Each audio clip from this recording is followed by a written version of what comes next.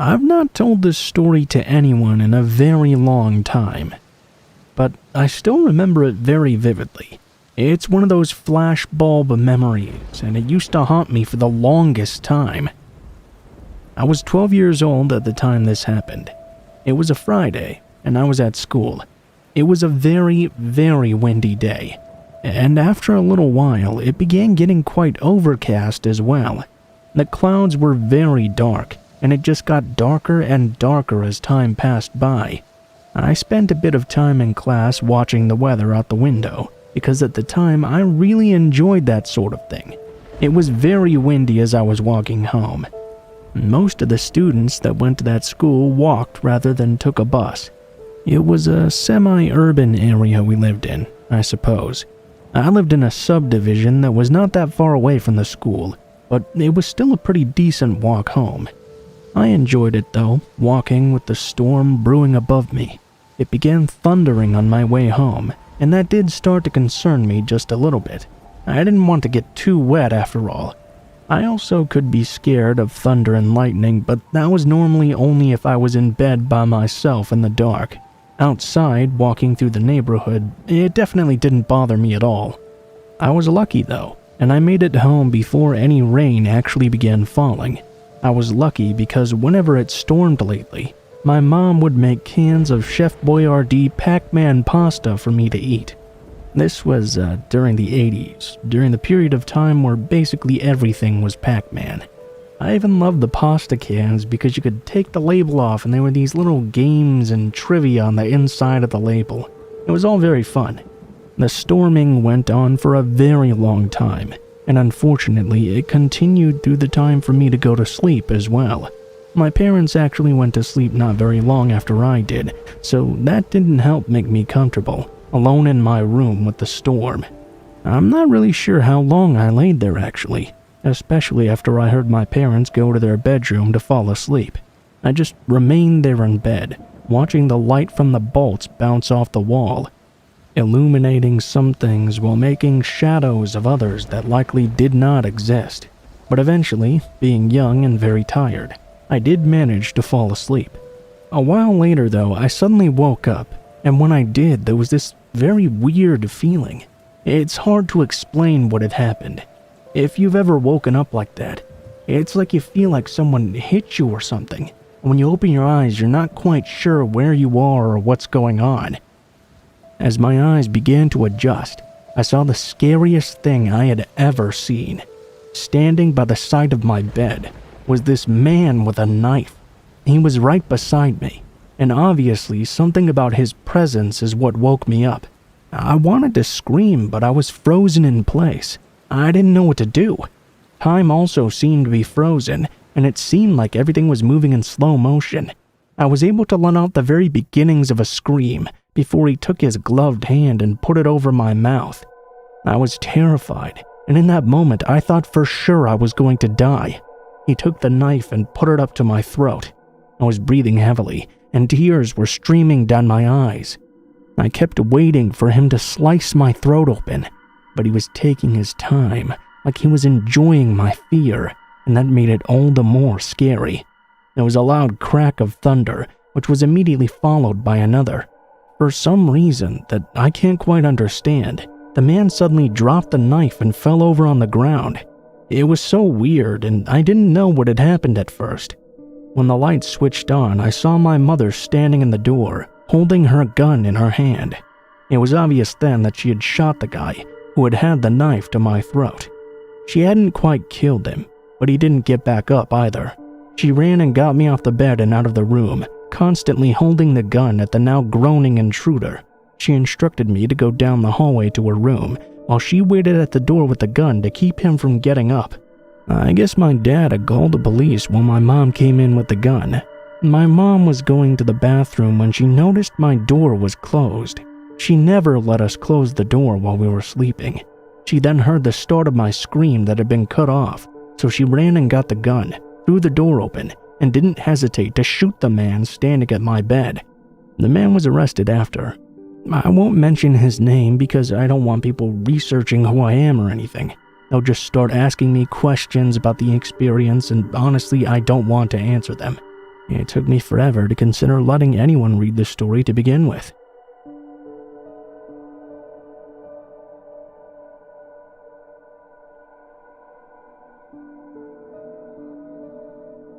This really might not seem like the scariest story, so I'm sorry if it doesn't scare anyone, but it was really scary to me when it happened. When I began going to school, I always walked to school. In K through 2nd grade, my mom always walked with me, but when I began the 3rd grade, I began to walk by myself. It didn't really seem like a big deal at the time, and pretty much everyone was doing it anyway. There were always bunches of kids walking to school. On the walk there, we always came down a road with another road that led into a forest. We never took that road that went to the forest, but that road, which was actually more of a path than a road now that I think about it, I guess, had a small bridge right on the edge of the forest. There was a big circle metal tunnel underneath that bridge, and you could always see it looming in the distance. Now, I never really thought anything about that bridge when I was walking to school with my mom. But once I began walking alone, I began hearing these strange stories about that bridge. The boys in school had all these different ideas about what might be underneath in that tunnel. We were young, and we had heard the story about the billy goat's gruff, so it was natural for us to wonder. There were often people, adults of course, that we saw walking toward the forest. Since it was a trail, a lot of people would be jogging on it too. But we also never saw anyone walk under the bridge through that tunnel. When I was in the 5th grade, I had a group of friends that I regularly walked to school with. As you're probably well aware, 5th grade boys have a lot of bravado. We were always daring each other to do some stupid things or do things that were potentially really scary. And of course, this included talking about that metal tunnel. At this point in time, there was a very specific story going around about that tunnel. At the time, the story was that there was a serial killer living underneath the bridge. He would lure children underneath and kill them there, and that had been going on for a very long time. One day my friends and I were hanging out after school. We were talking about what to do, when one of my friends dared me to walk through that tunnel. I really did not want to, but you know the way young boys are. I was being called a chicken amongst many other mean names for hesitating. And when that happened, you know I had to go through with it. So, we began walking on the trail over to the forest. I kept telling myself that people jogged on this trail all the time. If there was a serial killer living in that tunnel, people would definitely know about it. I wished that I had the power to take away the fear I was feeling, but I unfortunately did not. Once we got over to the bridge, I was dared to walk down to the little ditch that ran through the tunnel and walk through the entire thing.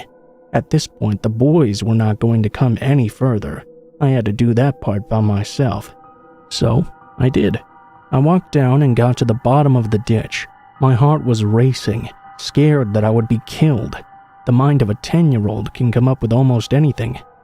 Well, when I got to the bottom of the ditch, I looked over at the tunnel. It wasn't a very long tunnel, but it was very dark right in the middle. I could see over to the other side, and I could see the light there as well. And it didn't seem like anyone was inside. I supposed, though, that someone could be sitting down in the middle where I couldn't see. I began walking toward the tunnel. It smelled absolutely horrible. The smell was overwhelming. I stepped cautiously into it. I walked a few steps forward, my eyes darting around. I yelped when I saw someone in the tunnel. It was like I thought. There was someone sitting down in a dark spot. I was terrified, and I almost ran out, but then I stopped. As I took a closer look, I realized that the person in the tunnel was not moving at all, and it seemed to be a very small person. So instead of running, I walked over to them. I did it very slowly. If he or she jumped and came after me, it would have been terrifying, so I wanted to be able to run and get away if I could. Once I got close enough, though, I noticed it looked like a boy around my age. I called out to try and get his attention, but he didn't respond. I nudged him a few times, and he didn't respond to that either. Then I noticed the smell coming from him, and that his skin was this ghastly color I cannot even begin to describe. I thought he must have been dead. I immediately thought of the serial killer, and I just panicked. I ran out of that tunnel as quickly as I could, expecting to see the killer come out after me. I was already on the farther side of the tunnel, so I ran out that way. My friends were all very excited I'd gone through the entire thing, but they could tell I was scared. I told them I'd seen a dead boy under the bridge, but they didn't believe me. I kept telling them I was telling the truth, and we had to go to the police, but they just wouldn't believe me. I went back to the school with my friends and told the principal about it. He ended up calling the cops, who then went out to the tunnel right away. At first, my principal thought it was a prank, because he knew about the stories of the child killer who lived under the bridge. I think, though, the sheer fear in my eyes convinced him that he had to make sure just in case. It was, in fact, a dead boy that was found under the bridge. He had been kidnapped from a different state, and apparently had been missing for months. They had been unable to find him or the kidnapper. The boy, it seemed, had died from suffocation. The police suspected it was an accidental death during the kidnapping, and the kidnapper had hid the body in the tunnel and fled. I don't really know what happened with the case. I've checked several times to see if I could find any information on it, but I haven't seen any updates. I was so afraid that day, and I've never been that scared, before or after.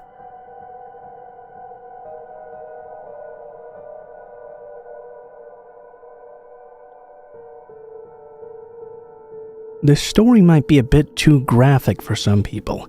It's not a story about a fictional monster, an intruder, a robber, or anything like that.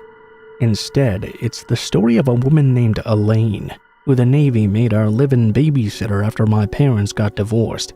The things that woman did to me have scarred me to this day. I found out that often the scariest people are the ones who you let into your life willingly. I was 11 years old, I think. I don't know for sure. But my dad had just gotten custody of us, and he had to often go out to sea. The Navy provided a live-in babysitter for the children, me, my brother, and sister. The first one was Lee. She was pregnant and so nice and kind, but she had to move out after a weekend. She was crying when she left and told us that she loved us. We found out later she quit because my father was making sexual advances to her. After that, Elaine moved in with her son Aries, and yeah, that was actually his name. Elaine was a large and scary woman. She was also a Jehovah's Witness. Yes, that is important to know that because she didn't celebrate holidays. We kids loved them, but she always looked down on us for liking them. She would often throw out gifts we got for the holidays because she thought it was wrong for us to have them. My first problem with Elaine was when one of my Transformer toys fell on the ground and she stomped on it. With absolutely no regard for it, she took every single robot toy I had and threw them all in the trash. When I began crying, she told me to stop crying, but I couldn't. So when I didn't, she threw away all of my He-Man toys too. She threw away every toy I had, and my dad did nothing about it. My brother David was the only protector I had. He grew up to be the toughest man I've ever known in my life. But even he wasn't always able to be there when the evil of this woman came out. My brother had this glow-in-the-dark mask at the time. I wanted to wear it just once to have some fun. It looked so awesome. But while I was wearing it, Elaine came into the room and noticed it. She tore it off my head and told me it was a sin to use someone else's property without asking first. Elaine made me stand by my bed. I had to put both of my hands on it, and she read something from the Bible about stealing. It was ridiculous because I didn't steal anything. My brother and I had always shared toys. It's just what we did. But as I stood there and listened, and looked at the belt that was lying by her hand, I knew what was coming. Elaine took that belt and began beating my hands with it. She did it over and over and over, and didn't stop until my hands were red and covered in welts. I was crying my eyes out, and she kept screaming at me to stop. The more I cried, the more and more she would hit me. I was 11 years old and scared and in pain. My central nervous system made me cry, something that evil bitch never understood. She hit me so hard it caused my hands to bleed. When I was in the 3rd grade, I broke my wrist.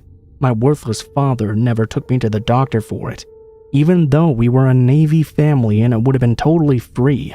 To this day, my hand is still lame because of that. She broke the bone again when she began attacking me. After this vicious beating, I cried for hours on my bed. My dad confronted her about it, and I'll never forget her response to him. I did it out of love. Fucking bullshit. Love? I'm sorry for getting angry.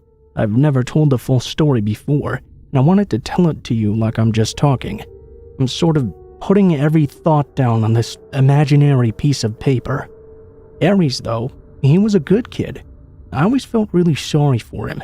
He was obviously gay. He and a boy named Tony always held hands together in school.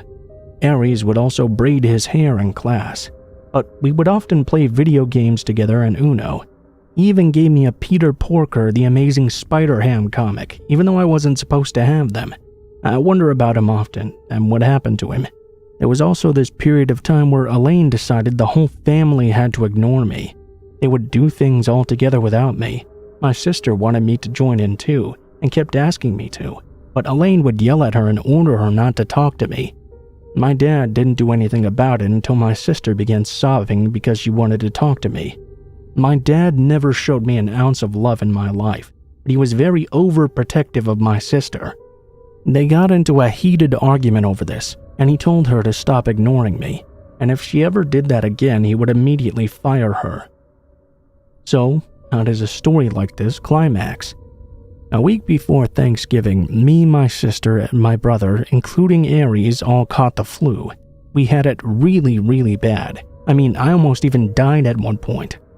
Well, lying in bed recovering, I was very bored.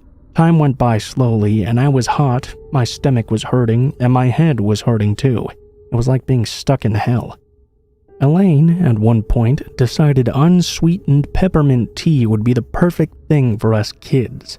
I'm a big tea drinker, actually. A cup of Earl Grey hot makes my life. But that tea was fucking horrible. My sister and I kept getting ill from drinking it. We would run into the bathroom and throw it up, but Elaine just kept making us drink it. We barfed about 4 times each. When we were crying, she threatened to beat us with a fly swatter if we didn't stop. When my sister tried to pour the tea in the toilet because she was throwing up, Elaine caught her, yelled at her, and made her a full new cup. She made her drink it and throw up even more. I wanted something to do, so I asked my dad for a drawing pad. I'm not a good drawer exactly. My brother, sister, and Aries all had art talent, but at the time, I didn't know what mine was. Elaine decided that she would take the drawing pad from me because I was trying to copy Aries and David. She actually forbade me from ever drawing again, and again threatened me when I cried because of this. My temperature at the time went up to 104. Everyone else was getting better, but I just wouldn't. They wouldn't take me to the hospital, though. I lay there hot, delusional, and scared that I would die alone in that bed. My dad brought me the drawing pad back and gave me a Pepsi and some Oreos. Not like sick food. I knew he gave it to me because he thought I was going to die, and that just made it worse. Well, obviously, I did not die. If I did, this story would be proof of the afterlife.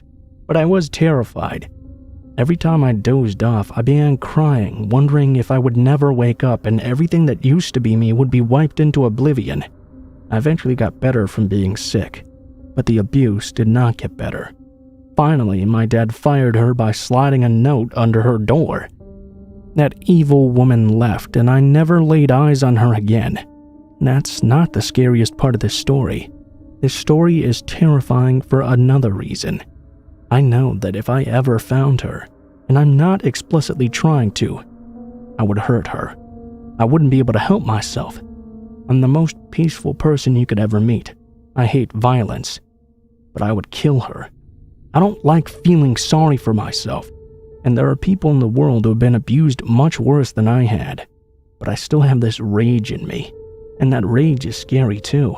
I feel like if I ever see her again, I will unleash all that anger on her. And I'm not that kind of person.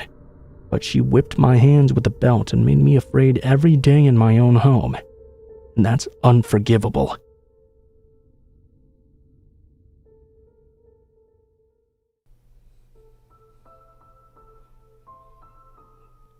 What is up, guys? Bluespooky here. As always, thank you guys so much for watching, especially if you made it this far to the end of the video. I would also like to give a special shout out to my friend Killer Orange Cat, who is also a narrator here on YouTube that reads true scary stories. He has allowed me permission to use stories submitted to him in his subreddit in my videos.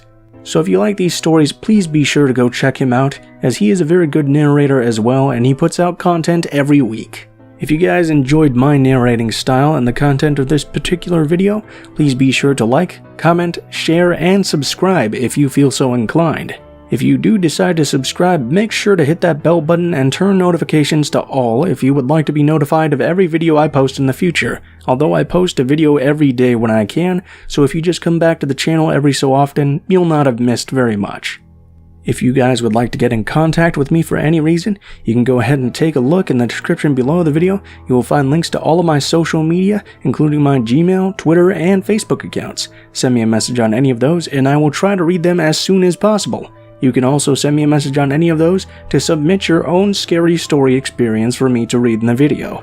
If you do decide to submit a scary story, please be sure to include in the tagline what the name of the story is if it has one, what the theme of the story is if it has one, and how you would like to be credited in the description of the video the story appears in. If you do decide to send in a story, please be sure to include proper grammar, and please include as much detail as you feel comfortable sharing, as that makes it much easier and more likely that it will end up in a video in the future. I also have 2 other channels if you like my voice, called Mr. Blue Skies and Darkest Hour respectively, where I do weekly true crime vids and monthly documentaries on dark things that happen in history. If you like my voice, check them out. Maybe those contents will be for you. Overall though, guys, I think that's pretty much it for now. Thank you guys so much for watching, and I hope you guys have a great day.